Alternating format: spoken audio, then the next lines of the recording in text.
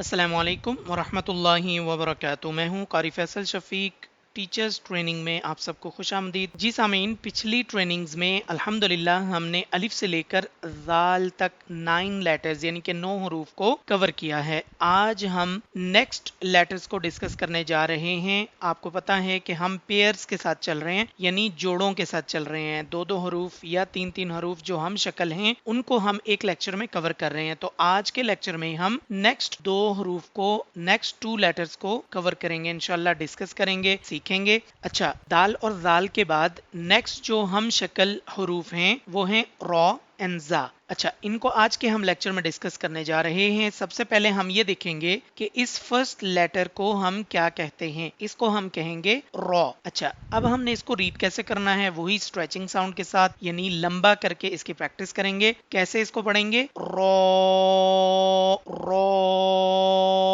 Raw, इस तरह से। अच्छा, इसको मैंने 3 मरतबा इसलिए पढ़ा है कि ये लेटर सम टाइम टीचर्स भी सही तरह से प्रोनाउंस नहीं कर रहे होते। अच्छा, इसके अंदर जो सबसे पहला आपने ख्याल रखना है स्टूडेंट्स को पढ़ाते वक्त, वो आपने जब उनको बता दिया कि ये लेटर रॉ है, उसके बाद आपने उनको बताना है कि इस लेटर में सिफत तकरार पाई जाती है। तकरार किसको कहते हैं, जो काम बार बार किया जाए, ठीक है, उसको हम क्या कहते हैं कि जी ये रिपीट हो रहा है, ये इस काम में तकरार हो रहा है। तो रॉ को पढ़ते वक्त जो इसका स्टार्टिंग साउंड है, यानी इसका जो शुरू वाला साउंड है, शुरू की जो आवाज है, उसमें इसके अंदर रिपीटिंग साउंड आ रहा है, रॉ रॉ रॉ, ठीक है। ये एक वाइब्रेटिंग साउंड आ रहा है, एक रिपीटिंग साउंड आ रहा है। ये रॉ की मेन सिफात में से है। तो इसका आपने ख्याल रखना है कि स्टूडेंट इसको सही तरीके से अदा करें। दूसरी बात जो इसमें आपने ख्याल करनी है वो ये करनी है कि हमने प्रीवियस लेक्चर्स में डिस्कस किया था कि there are 7 bold letters. Quran Majeed के 29 लेटर्स, ये जो हरूफ तहज्जी हम डिस्कस कर रहे हैं, इनमें 7 ऐसे हरूफ हैं जिनको हम ऑलवेज बोल्ड पढ़ते हैं। कुरान मजीद में हमेशा ही उनको मोटा करके पढ़ा जाता है, जिनमें हमने अभी तक खौ को पढ़ा था। अच्छा, 7 ऐसे लेटर्स हैं जो बोल्ड लेटर्स हैं और 3 ऐसे लेटर्स हैं जो सेमी बोल्ड लेटर्स हैं। सेमी बोल्ड का क्या मतलब है, सेमी बोल्ड का मतलब यह है कि सम टाइम्स, कभी कभी हम उनको मोटा पढ़ेंगे, कभी कभी हम उनको बारीक पढ़ेंगे, लाइट करके पढ़ेंगे। अच्छा, वो कौन कौन से हरूफ हैं, वो हरूफ हैं हमारे पास अलिफ, रॉ और लाम। ये 3 हरूफ जो हैं ये सेमी बोल्ड लेटर्स हैं। ये डिपेंड करते हैं कंडीशंस पे। इनसे रिलेटेड तजवीद के जो कवायद हैं, जब हम उनको डिस्कस करेंगे तो आपको समझ आ जाएगी कि हम इनको कब मोटा करके पढ़ेंगे और कब हम बारीक पढ़ेंगे। लेकिन रॉ को यहाँ पे हम मोटी आवाज के साथ प्रैक्टिस करेंगे, ताकि जब हम वहां पे रॉ को मोटा पढ़ें तो इसको हमें पढ़ने में कोई मसला दरपेश ना हो, ठीक है। तो अभी तक जो चीजें हमने रॉ से मुतालिक डिस्कस की वो ये कि इसको कहते क्या है, इसको कहते हैं रॉ। अच्छा, इसको पढ़ेंगे कैसे, स्ट्रेचिंग साउंड के साथ, रॉ। थर्ड चीज जो हमने इससे रिलेटेड डिस्कस की वो क्या थी, रिपीटिंग साउंड, सिफत तकरार, ठीक है, रिपीटिंग कैरेक्टरिस्टिक। तो इसको हमने डिस्कस करना है, इसको प्रैक्टिस करना है। चौथी चीज जो हमने डिस्कस की है वो ये की है कि सम टाइम्स हम रॉ को मोटा करके पढ़ेंगे, सम टाइम्स लाइट पढ़ेंगे। तो अभी हम यहाँ पे इसको मोटा पढ़ने की प्रैक्टिस कर रहे हैं, क्योंकि बारीक तो हम वैसे भी पढ़ लेते हैं, ठीक है। अच्छा, अब यहाँ पे क्वेश्चन ये पैदा होता है कि रॉ को हम कैसे प्रोनाउंस कर सकते हैं, रॉ की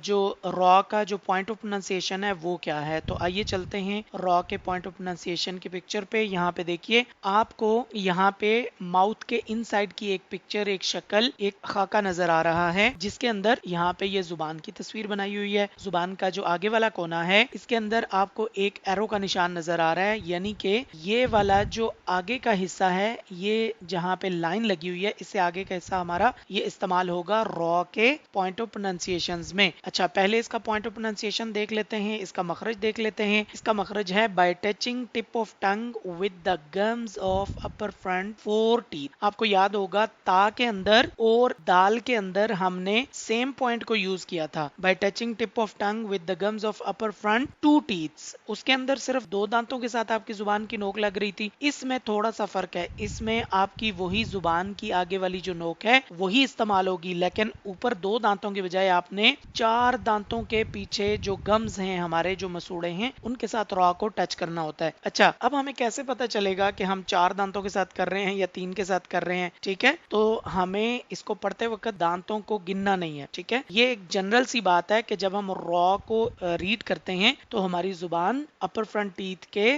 गम्स के साथ टच होती है, लेकिन दाल और ता में 2 टीथ्स के साथ होती है और रॉ के अंदर 4 टीथ्स के साथ होती है। तो रॉ का पॉइंट ऑफ प्रोनाउंसिएशन क्या हुआ? When you will touch your tip of tongue with the gums of upper front 4 teeth, so then you can read, you can originate, you can pronounce this letter raw. Okay, तो इसके बाद जो next letter है उसको discuss करने के लिए हम नेक्स्ट स्लाइड पे चलते हैं। यहाँ पे देखिए, रॉ और जा ये दोनों पेयर्स हैं, यानी ये दोनों जोड़े हैं। इन दोनों की शक्लें सेम हैं। फर्क क्या है? वही डॉट्स का फर्क है, नुक्तों का फर्क है। रॉ के ऊपर कोई नुक्ता नहीं है, जा के ऊपर एक नुक्ता है। इसका मतलब है जब इस शक्ल के ऊपर नुक्ता आएगा तो वो जा बन जाएगा, जब ये शक्ल बगैर नुक्ते के आएगी तो वो रॉ कहलाएगी। अच्छा, अब नेक्स्ट लेटर को डिस्कस करते हैं। इसको हम क्या कहते हैं? इसको कहते हैं जा। अच्छा, यहाँ इन दोनों लेटर्स में आपने ये चीज लाजमी देखनी है कि उर्दू वाले साउंड में इनको मिक्सअप नहीं करना, जैसा कि रे और जे। ठीक है, इनकी अच्छी तरह से आपने अपने स्टूडेंट्स को प्रैक्टिस करवानी है। वो इन लेटर्स को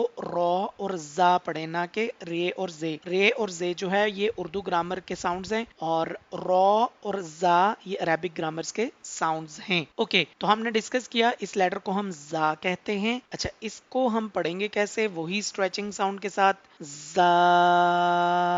लेकिन आपने ये देखा होगा इसके शुरू में जब हम इस लेटर को पढ़ रहे हैं तो थोड़ा सा सख्ती वाला जो साउंड है, जो आवाज है, वो आ रही है, यानी बजिंग साउंड आ रहा है, जो हमने डिस्कस किया था कि जाल में नहीं आना चाहिए। अब यहाँ पे वो आ रहा है, तो इसका मतलब यह है कि इसकी मेन कैरेक्टरिस्टिक्स में से, मेन सिफात में से बजिंग साउंड है। तो ये बजिंग साउंड इसमें आना चाहिए। कौन सा साउंड, कौन सी आवाज? जेड की आवाज। ठीक है, ये वाला जो साउंड है ये जा के अंदर आता है। ठीक है, तो कैसे पढ़ेंगे हम इसको? जा, जा।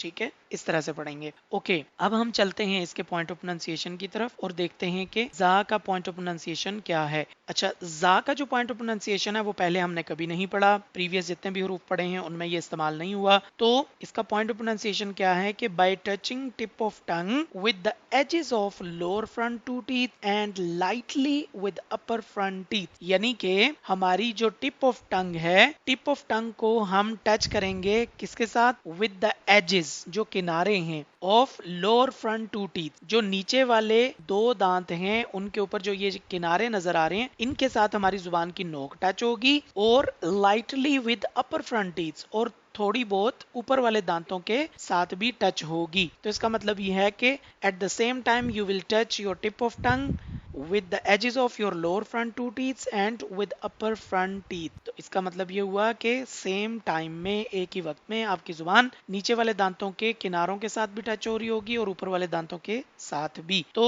इसको हम पढ़ेंगे बजिंग साउंड के साथ, जा, जा। इसमें आप देखेंगे ये जो आगे वाले दांत हैं ये आपस में टच होंगे तो ये आपका बजिंग साउंड निकलेगा, और पीछे वाले टीथ जो हैं ये इनमें गैप रहेगा। ठीक है, तो आज के हमारे दोनों लेटर्स कंप्लीट हो चुके हैं। आई होप कि आपको अच्छे तरीके से समझ आ गए होंगे। अब आपने खुद भी इनकी प्रैक्टिस करनी है और स्टूडेंट्स को भी एज इट इज इसी तरह से इंशाल्लाह प्रैक्टिस करवानी है। अपना बहुत सारा ख्याल रखें। नेक्स्ट लेक्चर में फिर से मुलाकात होती है। अस्सलाम वालेकुम।